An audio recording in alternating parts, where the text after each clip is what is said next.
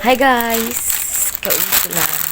Karating ko lang dito sa aming apartment or apato kung tawagin dito sa Japan. Ito, ipapark ko muna ngayon ang aking bike or jitensya kung tawagin dito sa Japan. Ngayon, kukunin ko na muna. Madilim kasi gabi na, di ba? Kukunin ko na muna ang aking battery ng aking jitensya kasi lobat na siya. 60% na lang ang battery niya. Hindi niya nakakayanin para bukas. Andito na ako ngayon sa aking room or kaya kung tawagin dito sa Japan. So guys, magbibis muna ako Ngayon, magsasangag tayo ngayong gabi. Walang pinipili dito sa Japan ang sangag.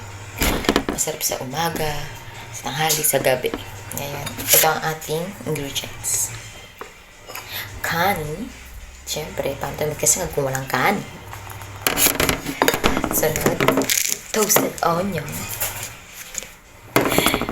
Siyempre, hindi mawawala ang itlog o tamago kung tawagin dito sa Japan. At lalahukan na rin natin siya ng century tuna. Hindi ako nagpo-promote. Tara, magluto na tayo. At pagtapos ko magluto niyan, gusto ko na kumain sana. Kaya lang, may biglang tumawag sa akin at gustong gusto daw akong makasabay kumain. Namimiss niya na daw kasi ako. Di wow, ikaw na! Guys, ohayo! Yo guys, nag-snow na. Nag-start na siya mag-snow. Seryoso ko tuloy ako. Natulog ka ng maaga, tapos pag-isip mo ganito ka papasok. Pero okay lang. Safe naman nakarating dito sa company.